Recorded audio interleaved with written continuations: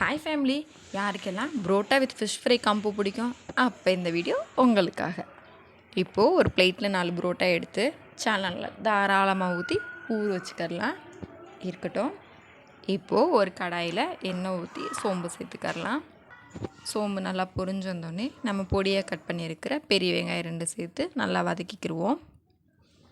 ஒரே மாதிரி புரோட்டாவும் ஒரே மாதிரி ஃபிஷ் ஃப்ரை சாப்பிட்றதுலாம் இப்படி ஒரு ட்ரை பண்ணி பாருங்கள். டேஸ்ட்டு அவ்வளோ ருசியாக இருந்துச்சு.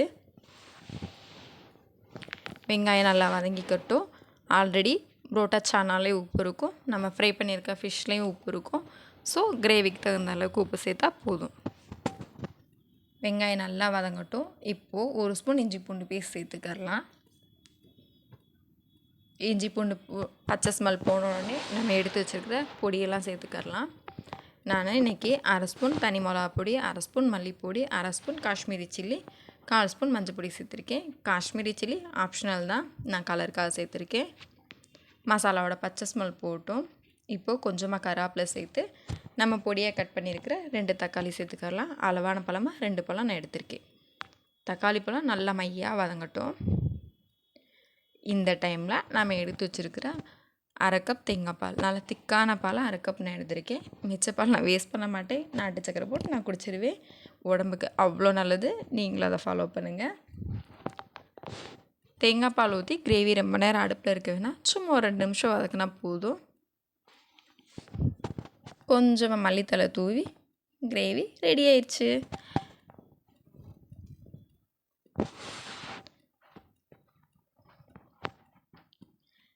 இப்போது ஒரு வாழை இலை எடுத்து நல்லா அடுப்பில் வாட்டி எடுத்து வச்சுக்குவோம். அப்போ தான் நம்ம மடக்கும் போது நம்மளுக்கு கம்ஃபர்டபுளாக மடக்க வரும். இப்போ நம்ம ஊற வச்சுக்கிற புரோட்டா இருக்குல்ல, அதை எடுத்துக்கிடுவோம். அதுக்கு மேலே நம்ம ரெடி பண்ணி வச்சுருக்க கிரேவியை சேர்த்துக்கரலாம். இந்த டிஷ்லேயே வச்சு எனக்கு இந்த வேலை தான் ரொம்ப பிடிக்கும். கிரேவி எடுத்து வச்சுட்டு நம்ம ஃப்ரை பண்ணி வச்சுருக்கிற மீனை இது மேலே வச்சுக்கரலாம். கிரேவி கொஞ்சம் தாராளமாகவே வச்சுக்கரலாம்.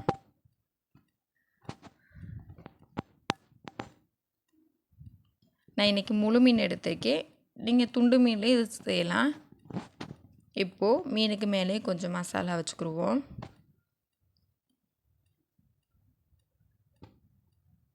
இதை நீங்கள் கண்டிப்பாக உங்கள் வீட்லேயும் ட்ரை பண்ணுங்கள்.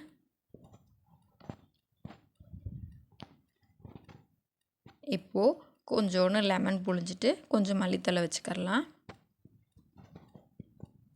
இதுக்கு மேலேயே நம்ம ஊற வச்சு வச்சுருக்கோம்ல, அந்த புரோட்டா ஒன்று சேர்த்துக்கிடுவோம்.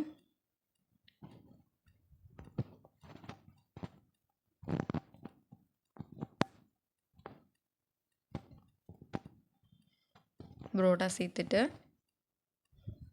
சால்னா இன்னும் கொஞ்சம் ஊற்றிக்கரலாம். சால்னா அது பாட்டுக்கு போகுது, நீங்கள் கொஞ்சம் பார்த்து ஊற்றிக்கங்க. சால்னா வெளியேறாத மாதிரி வாழை இலையை நல்லா கட்டிட்டு ஒரு தோசை சட்டி நல்லா சூடானோடனே கொஞ்சமாக தண்ணி தெளிச்சிட்டு நம்ம ரெடி பண்ணி வச்சுருக்கிற இந்த வாழை இலையை உள்ளே வச்சுருவோம். சிம்லேயே வச்சு 10 நிமிஷம் வேக விட்டு எடுத்துட்டோன்னா நம்மளோட டிஷ் ரெடி ஆயிடுச்சு. வாழை இலை ஸ்மெல்லோட அந்த ஃப்ளேவரோடு இந்த புரோட்டா மீன் கறி சாப்பிட்றதுக்கு அவ்வளோ ருசியாக இருந்துச்சு. கண்டிப்பாக உங்கள் வீட்டில் நீங்களும் ட்ரை பண்ணி பாருங்கள். எப்படி இருந்துச்சுன்னு கமெண்டில் வந்து சொல்லுங்கள்.